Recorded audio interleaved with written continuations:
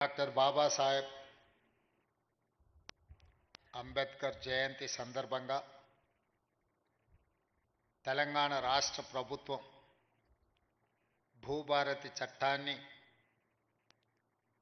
69 లక్షల తెలంగాణ రైతాంగ కుటుంబాలకు అంకితం చేయడానికి రెవెన్యూ శాఖ మంత్రివర్యుల ఆధ్వర్యంలో ఈ కార్యక్రమాన్ని ఏర్పాటు చేసి నాతో పాటు ఉప ముఖ్యమంత్రి వర్యులు బట్టి విక్రమార్క గారిని, శాసన మండలి చైర్మన్ పెద్దలు సుఖేందర్ రెడ్డి గారిని, శాసనసభ స్పీకర్ గడ్డం ప్రసాద్ కుమార్ గారిని, సహచార మంత్రివర్గ సభ్యులను, పార్లమెంట్ సభ్యులను, శాసన మండలి సభ్యులను, శాసన సభ్యులను, ప్రభుత్వ సలహాదారులను, వివిధ కార్పొరేషన్ చైర్మన్లను, చీఫ్ సెక్రటరీ శాంతి కుమార్ గారిని, revenue principal secretary Naveen Mittal గారిని, అదేవిధంగా ప్రభుత్వ ప్రతినిధులైన జిల్లా కలెక్టర్లను, రెవెన్యూ సిబ్బందిని అందరినీ ఈ కార్యక్రమంలో భాగస్వాములను చేసి ఒక మంచి పండగ వాతావరణంలో భూభారతి చట్టాన్ని తెలంగాణ ప్రజలకు అంకితం చేస్తున్నందుకు మనస్ఫూర్తిగా ధన్యవాదాలు, శుభాకాంక్షలు తెలియజేస్తున్నాను మిత్రులారా. మిత్రులు బట్టి విక్రమార్క గారు చెప్పినట్టు ఈ ప్రాంతం వందల సంవత్సరాల నుంచి జరిగిన పోరాటాలన్నీ కూడా భూమి చుట్టూతోనే పరిభ్రమించినాయి. ఆనాటి కొమరం భీముడు జల్ జమీన్ జంగల్ అనే నినాదంతో పోరాటాలు చేసిన ఆ తర్వాత నిజాం ప్రభువులకు వ్యతిరేకంగా భూమి కోసం, భుక్తి కోసం, విముక్తి కోసం చాకలి ఐలమ్మలు, దొడ్డి కొమరయ్యలు గలమెత్తిన ఆ తర్వాత ప్రజాస్వామిక దేశంలో దున్నేవాడికే భూమి అని కమ్యూనిస్టు సోదరులు పోరాటాలు చేసిన ఈ పోరాటంలో అమరులైన ప్రతి ఒక్కరూ భూమితో తమకు ఉన్న అనుబంధాన్ని ఆధారంగా చేసుకొని చేసిన పోరాటాలు. ఆ పోరాటాల నుంచి పుట్టుకొచ్చిన రెవెన్యూ చట్టాలు ప్రజల యొక్క సమస్యల్ని శాశ్వతంగా పరిష్కరించే దిశగా ఉండాలి అని చెప్పి ఆనాడు కాంగ్రెస్ ప్రభుత్వం, శ్రీమతి ఇందిరాగాంధీ గారు భావించారు. భూమి అనే చర్చ ఎప్పుడొచ్చినా బూరుగుల రామకృష్ణారావు గారు కావచ్చు, పివి నరసింహారావు గారు కావచ్చు, శ్రీమతి ఇందిరాగాంధీ గారి నేతృత్వంలో జరిగిన భూసేకరణ ఒకనాడు వేలాది ఎకరాలు జమీందారులు, జాగీర్దారులు, భూస్వాముల దగ్గర ఉన్న భూములను అగ్రికల్చర్ సీలింగ్ యాక్ట్ తీసుకొచ్చి భూ పరిమితి చట్టాలు తెచ్చి వాళ్ళ దగ్గరున్న లక్షలాది ఎకరాలను ప్రభుత్వం వాళ్ళ నుంచి తీసుకొని దళితులకు, గిరిజనులకు, ఆదివాసీలకు, బలహీన వర్గాలకు ఆత్మగౌరవం తెచ్చే భూ కేటాయింపులు కాంగ్రెస్ ప్రభుత్వం, శ్రీమతి ఇందిరాగాంధీ గారు చేపట్టారు.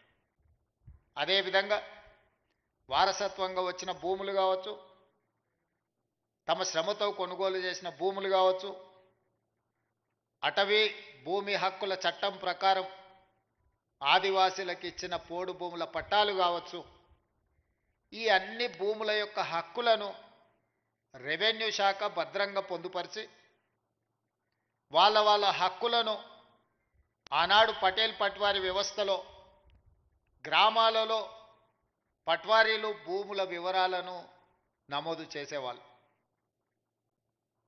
పట్వారీలు నమోదులు చేసిన భూముల వివరాలు పటేల్ పట్వారీ వ్యవస్థ రద్దు కావడంతో గ్రామాలలో ఉండే రెవెన్యూ రికార్డులన్నీ కూడా మండల కేంద్రాలకు, మండల వ్యవస్థ వచ్చిన తర్వాత మండలాలకు తరలిపోయినాయి. భూమికి సంబంధించి ప్రభుత్వం ఆ తర్వాత తీసుకొచ్చిన పరిణామాలలో విఆర్ఓ, విఆర్ఏలను తీసుకొచ్చి ప్రభుత్వ అధికారులుగా, ప్రభుత్వ ప్రతినిధులుగా గ్రామాలలో ఉండే భూముల యొక్క సమాచారాన్ని సేకరించి మండల కేంద్రాలలో మండల రెవెన్యూ ఆఫీసర్సు లేదా తహసీల్దార్ దగ్గర భద్రపరిచారు.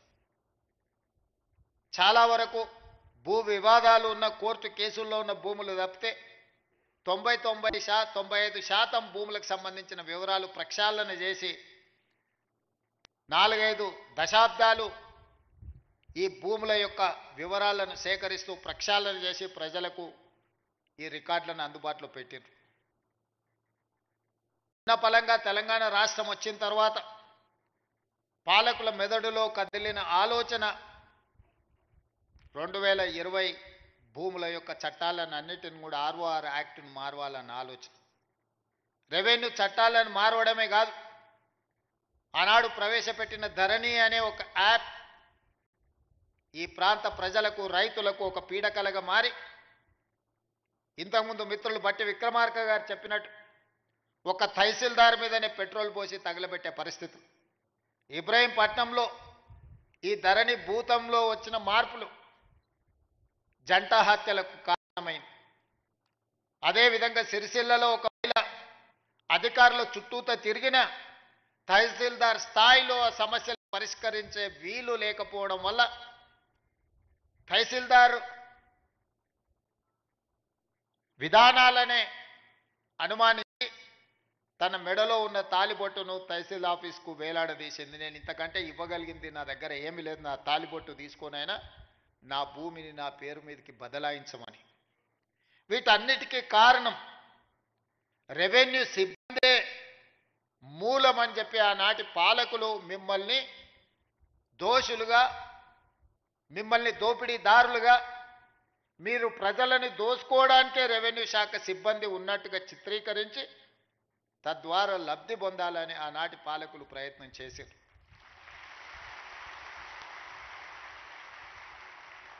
ఇక్కడున్న రెవెన్యూ సిబ్బందిని, తెలంగాణ రైతాంగాన్ని నేను అడుగుతున్నా. దాదాపుగా 65 సంవత్సరాలు మన భూములకు సంబంధించిన వివరాలు, మన భూముల ఖాతాలు, 69 లక్షల కమతాలకు సంబంధించిన వివరాలను ఈ రెవెన్యూ సిబ్బందే కాపాడారు కదా. వీళ్ళే కదా మన హక్కులను భద్రంగా పొందుపరిచింది. ఉన్న పలంగా 2019లో 2018లో మీరు ప్రవేశపెట్టిన ధరణి పోర్టల్ వచ్చిన తర్వాతనే రెవెన్యూ సిబ్బంది అంతా దొంగలుగా, దోపిడీదారులుగా మీకు కనిపించిండ్రా? ఎక్కడైనా మంచోళ్ళు ఉంటారు, చెడ్డోళ్ళు ఉంటారు. సమాజంలో 2%, 3%, 5%, 10%, అది రెవెన్యూ కావచ్చు, పంచాయతీరాజ్ కావచ్చు, ఇతర ఏ శాఖలో కావచ్చు, రాజకీయాలలో కావచ్చు, కొంతమంది చెడ్డవాళ్ళు ఉండొచ్చు. అంత మాత్రాన మొత్తం వ్యవస్థనే మనం తప్పుపడతామా? చెడ్డవాళ్ళుగా ఉన్న వాళ్ళని శిక్షించుకుంటూ, వాళ్ళ అవకాశాలు తగ్గించుకుంటూ, శాఖలను ప్రక్షాళన చేసుకుంటూ ముందుకు వెళ్ళాలి.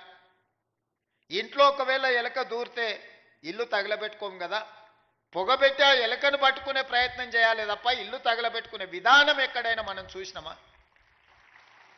మరి గత ప్రభుత్వం మిమ్మల్ని దోషులుగా, మిమ్మల్ని బూచీగా చూపించి చట్టాలను మార్చి, ఆ చట్టాలను కొద్దిమందికే చుట్టాలుగా మార్చి వేలాది ఎకరాలను కొల్లగొట్టే ప్రయత్నం జరిగిన మాట వాస్తవం కాదా?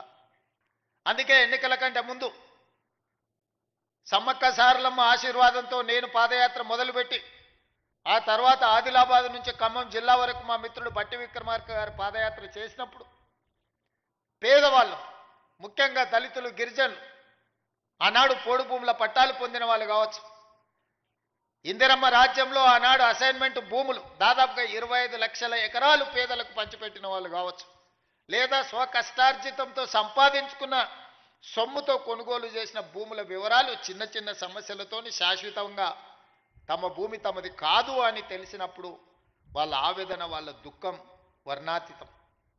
తను కష్టపడి జీవితాంతం తనకు గ్రామంలో గుర్తింపు, గౌరవాన్ని తెచ్చిపెట్టిన తన సొంత భూమి తనది కాకుండా పోతున్నప్పుడు ఆ భూ యజమాని యొక్క బాధను మనం అర్థం చేసుకోవాలి.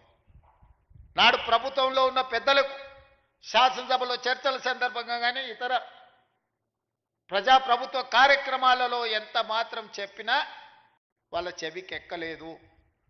అందుకే చివరగా మేము చెప్పినాం, మా ప్రభుత్వం వస్తుంది, ధరణిని ఆనాటి ప్రభుత్వం చేసిన చట్టాన్ని బంగాళాఖాతంలో ఇసురుతామని.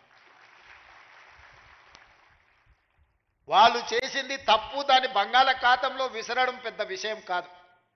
ఈనాడు మనం చేస్తున్న చట్టం పేదలకు చుట్టాలుగా ఉండాలి, పేదవాడి సమస్యని పరిష్కరించాలి, పేదవాడికి అనుకూలంగా సరళంగా ఉండాలి. దాన్ని అమలు చేసే రెవెన్యూ సిబ్బంది కూడా దీని పట్ల అవగాహన పెంపొందించుకొని దాన్ని అమలు చేయాలన్న ఆలోచనతోని నిరంతరం కమిటీలను కోదండరెడ్డి గారి నేతృత్వంలో రేమండ్ పీటర్ గారిని, సునీల్ని, చాలామంది సిబ్బందిని, అనుభవజ్ఞులను, ఐఏఎస్లను పెట్టి ఈ చట్టాలను వివిధ రాష్ట్రాలలో ఉన్న వాటిని కూడా పరిశీలించి ఆనాడు నిజాం పాలన నుంచి ప్రజాస్వామ్య ప్రభుత్వంలోకి వచ్చిన తర్వాత కూడా జరిగిన మార్పులు చేర్పులను, చట్టాలను నిశితంగా పరిశీలించి వాటన్నిటిని కూడా ఒక అవగాహన కల్పించుకొని ఈరోజు నూతన ఆర్ఓఆర్ యాక్ట్ను ఈరోజు మనము తీసుకురావడం జరిగింది.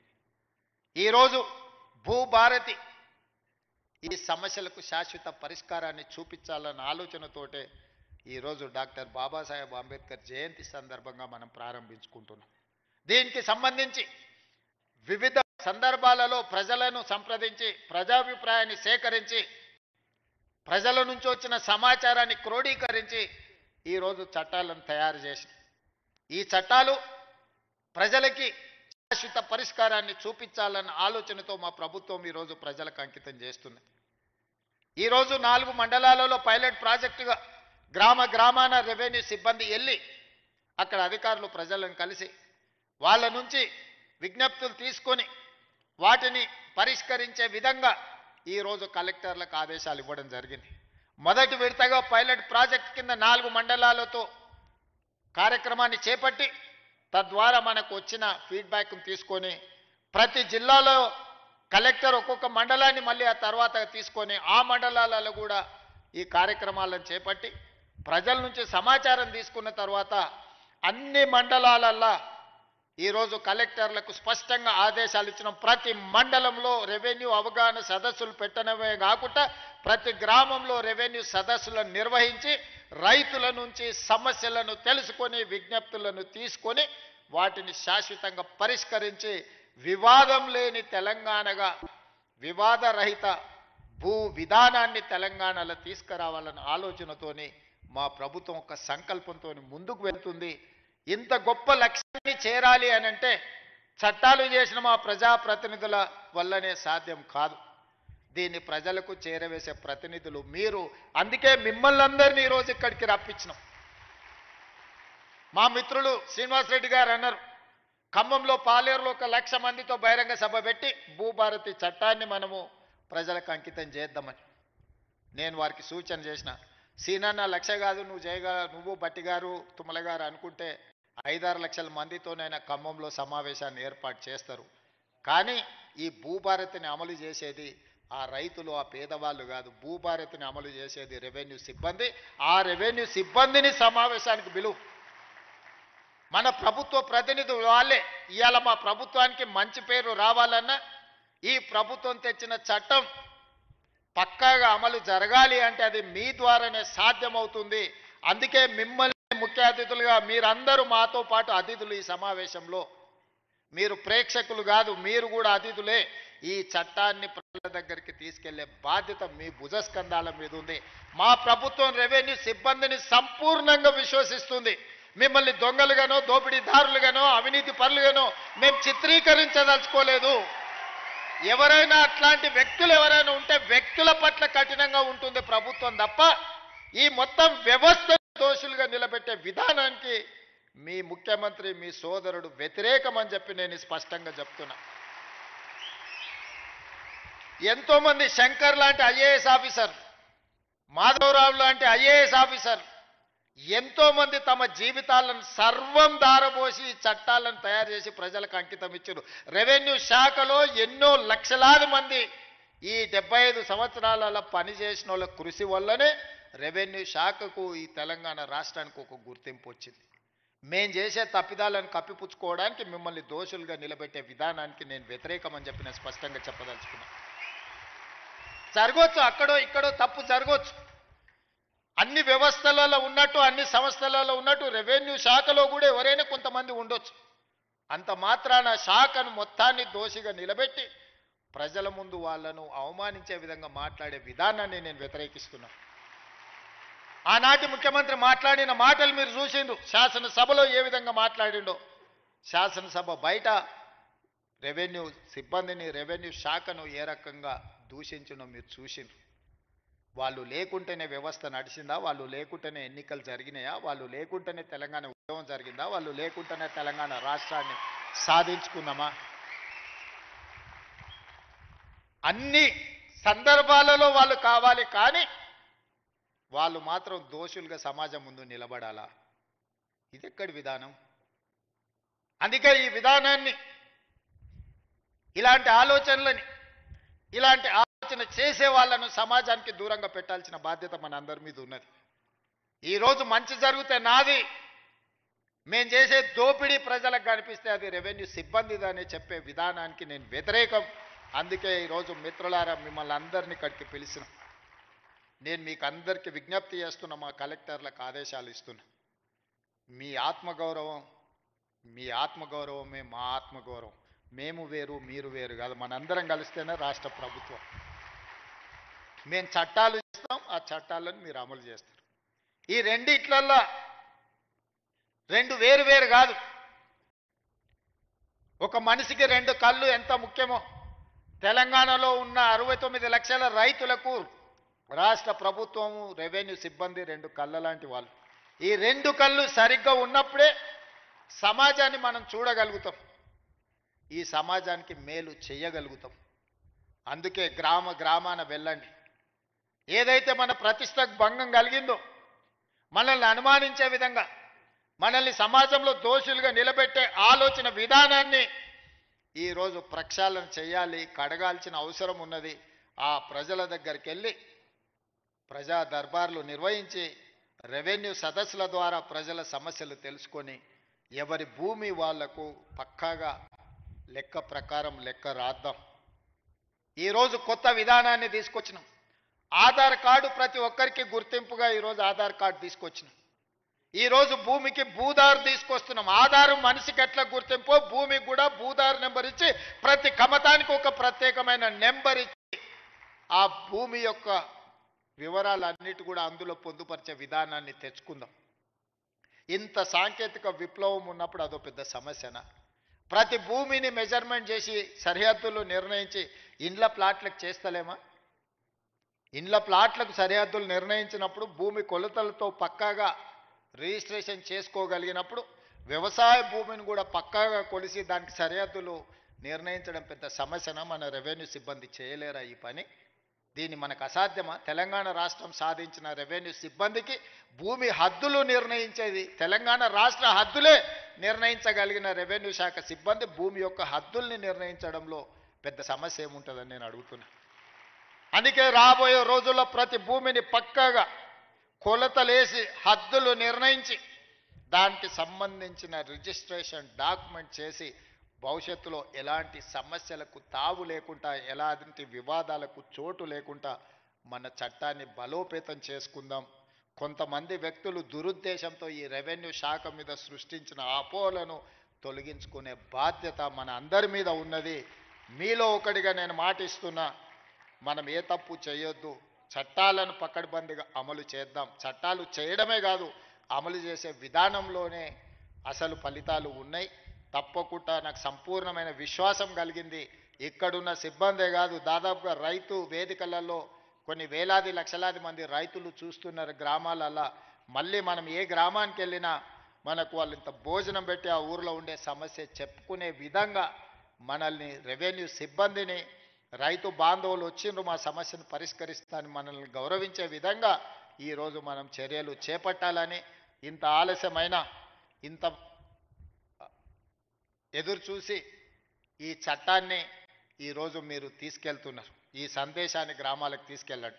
నేను కలెక్టర్లకు కూడా స్పష్టమైన ఆదేశాలు ఇస్తున్నా. ప్రతి మండలంలో మీరు పర్యటించవలసిందే, రెవెన్యూ సిబ్బందిని వాళ్ళ సహకారాన్ని తీసుకోవాల్సిందే.